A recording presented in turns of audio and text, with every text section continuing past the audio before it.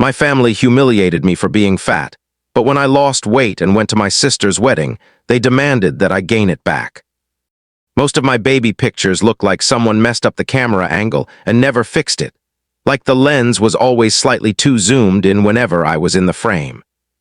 My mother used to joke that I was just big for my age, but by the time I hit elementary school, everybody had stopped pretending it was cute. Kids don't care about medical charts or body mass indexes. They just see someone who looks different and decide that's the target of the day. So while other kids were running around the playground, I was the one pretending I liked sitting on the bench with a book. Because if I acted like I wanted to play and they rejected me, that hurt a lot more than saying I just did not feel like it. I got good at pretending things did not bother me.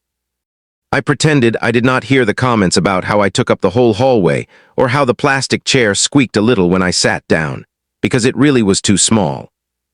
I pretended I did not mind eating alone at lunch, pretending I was fascinated by whatever book I had propped open in front of me. I pretended I did not see the way kids moved their trays when I tried to sit near them. If you pretend hard enough, sometimes it feels like reality until you go home and cry into your pillow and hope no one hears you. My sister did not have that problem. She is 1 year younger than me and somehow won the genetic lottery and the social lottery at the same time. Where I was quiet, she was loud. Where I was awkward, she was effortless. Where I blended into a corner, she lit up any room she walked into. Growing up, I told myself that was fine, that I did not need what she had. I was the smart one. I read chapter books early. I brought home straight A's and teachers loved me. Adults would say things like, "She is going places," and my parents ate that up. I honestly believed for a long time that being the smart one was enough. That if I just kept my head down and did everything right, things would eventually even out. I'd have my little career, my little apartment, maybe a partner one day that actually saw me. And it would not matter that I spent my childhood being the punchline. It is kind of funny in a dark way how long you can cling to a fantasy like that. At home, I saw my sister as my responsibility. I am the older one, right? That is what we are taught. Protect your little sister. Keep her out of trouble. Help her with homework. Let her copy your answers sometimes if she is struggling. I walked her to school when we were kids. I cut the crust off her sandwiches. I let her have the last cookie even when I wanted it. I thought we were a team. I thought whatever happened out there in the world, at least inside our house, we would be on the same side. I was very wrong. Middle school was bad, but high school was where things really sharpened. I had already developed a whole routine. Walk fast, keep eyes down, carry my books tight to my chest, avoid standing anywhere people could accidentally bump into me. People had their nicknames, their comments, their little jokes. I knew who to avoid and which routes got me between classes with the least amount of exposure. That is how you start thinking when you grow up fat. You think and escape routes and angles in which clothes will cling less and which shirts might make you look less huge in photos.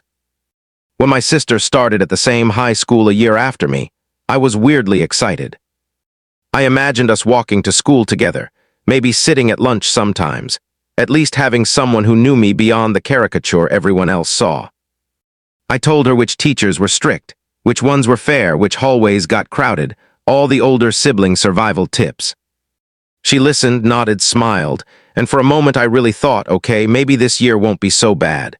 She got popular in about a week. I'm not even exaggerating. 1 week she joined some club, started sitting with the kids who always looked like they were in some teen show.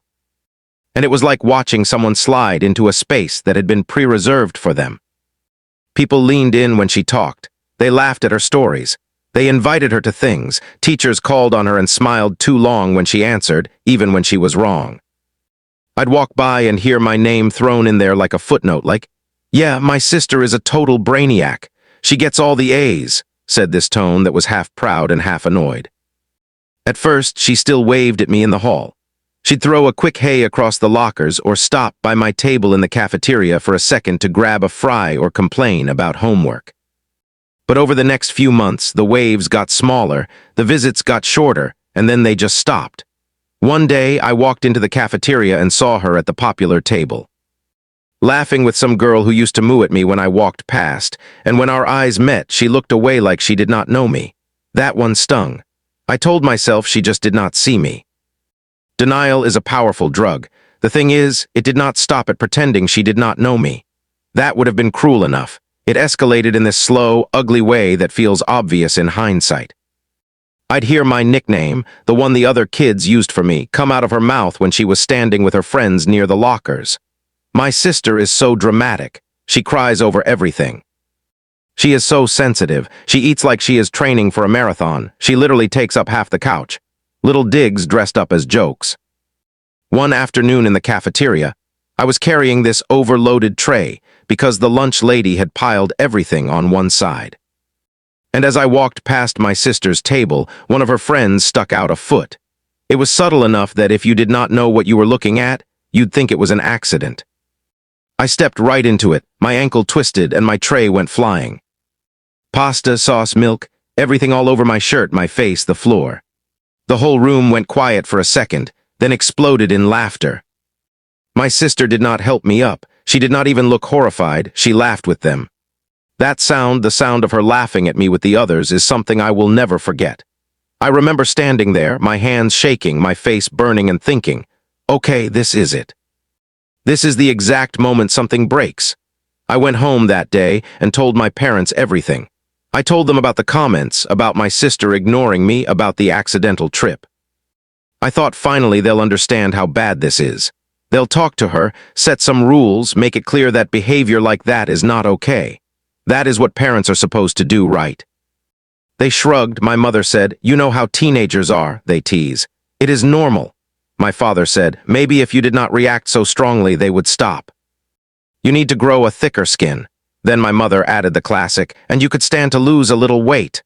Honey, you know that high school is brutal. It would be easier for you if you tried." So just to recap, I got laughed at by half the school, betrayed by my sister, and then went home and got told to be less sensitive and smaller. I wish I could say that was the worst of it, but unfortunately, there's more. Once my sister realized nobody was going to stop her, things at home turned into an extension of school. She would bring her friends over and they'd wander into my room without knocking, flop onto my bed, pick up my notebooks, flip through my sketchbook. They'd make comments like, "Wow, she really is obsessed with school," or "Do you think this chair is going to break?" said while staring at me dead in the eye.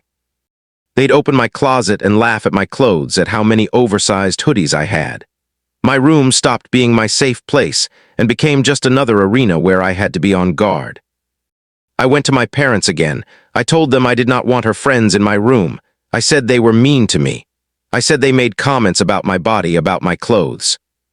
My mother sighed and told me I was overreacting. "They are just joking. You need to be more chill." My father added that my sister was finally coming out of her shell, finally social, finally normal, and that I should be happy for her instead of jealous. Jealous. That word stuck in my throat like a fishbone. I was not jealous of being laughed at.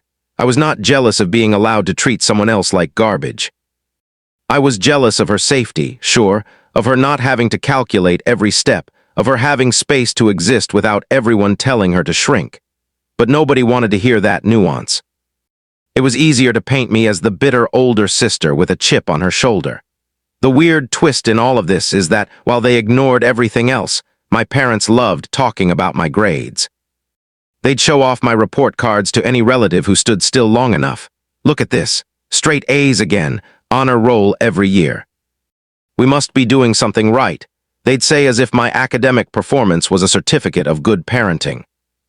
They'd compare my test scores to my sister's right in front of her and then act shocked when her face tightened and she snapped at me later. I did not connect the dots at the time. I did not see how they were feeding this resentment. I just thought my sister hated me on some deep level I could not fix. Then the sabotage started. Looking back, there were signs.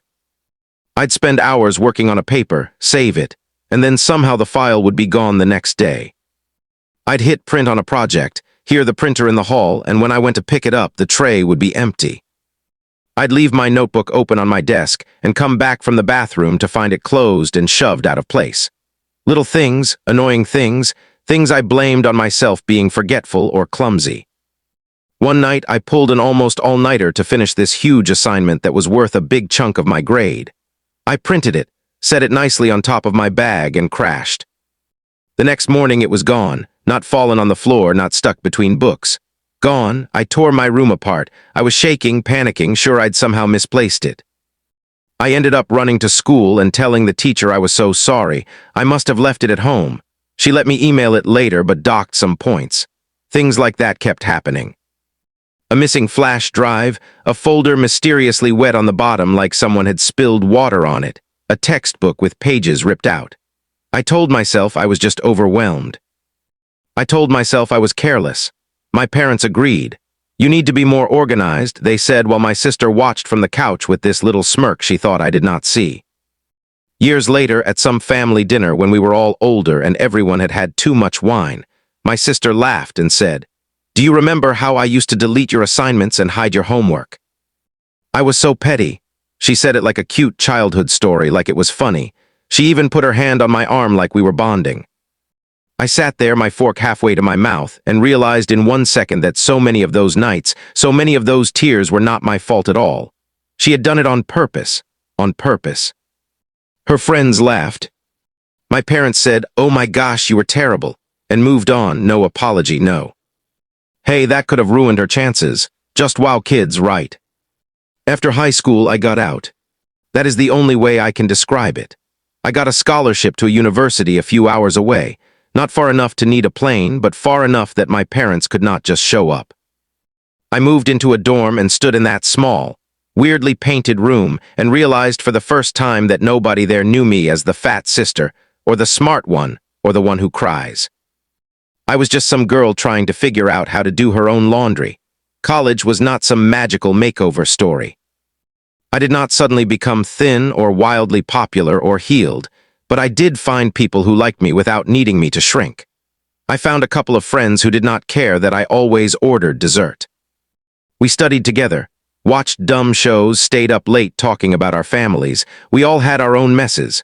For the first time, I was not the only one. I kept in touch with my family in this surface-level way.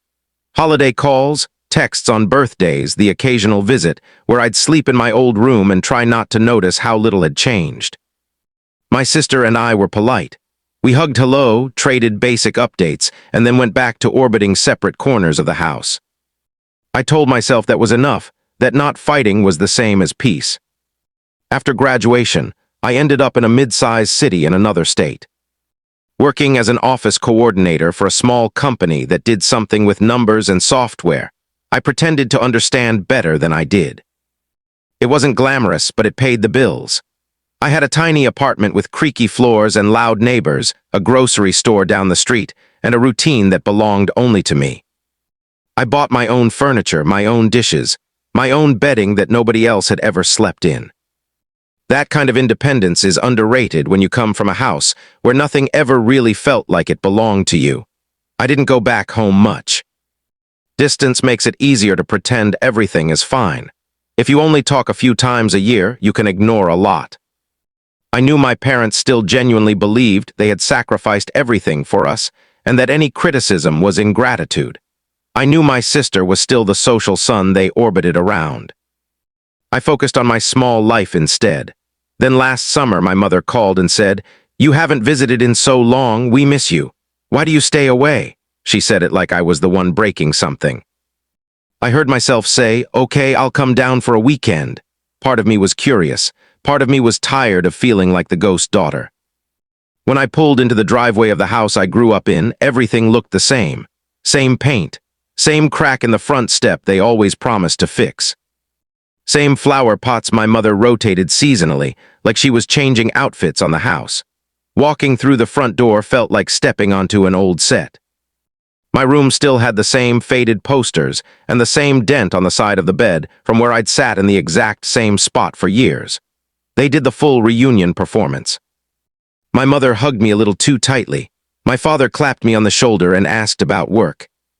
My sister came in from the kitchen with a dramatic, "Look who finally decided to show up." I laughed, hugged her, and tried not to think about cafeteria floors and spilled milk. We sat down for lunch, and for a while it was almost nice. Just random updates. My father's back pain, my mother's neighbor who was always in everyone's business, my sister's job at some boutique in town. I talked about my office, my coworkers, and the fact that I'd finally learned how to make a decent stir-fry. We were all pretending to be normal.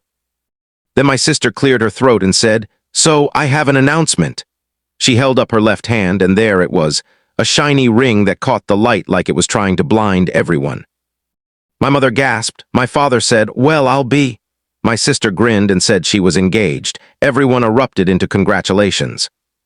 There was hugging, squealing, and the usual, "Let me see the ring again."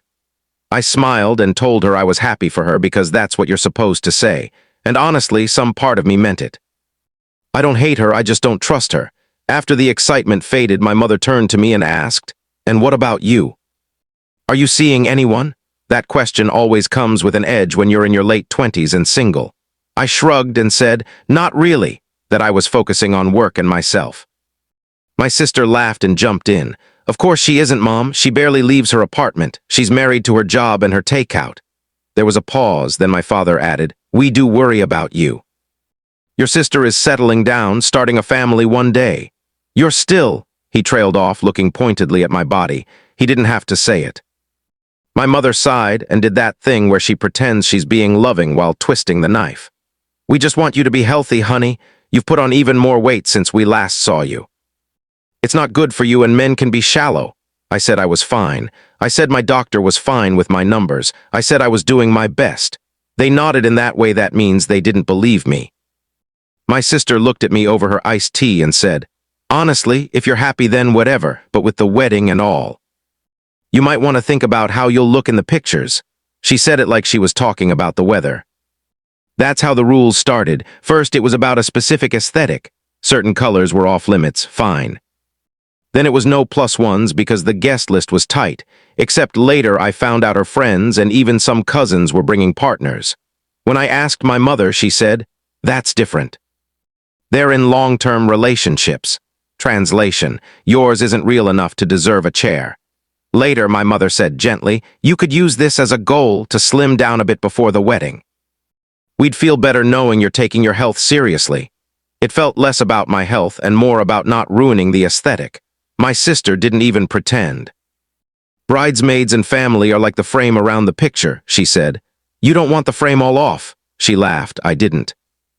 At one point, my mother added, "Maybe you should sit a little further back during the ceremony. Cameras capture everything."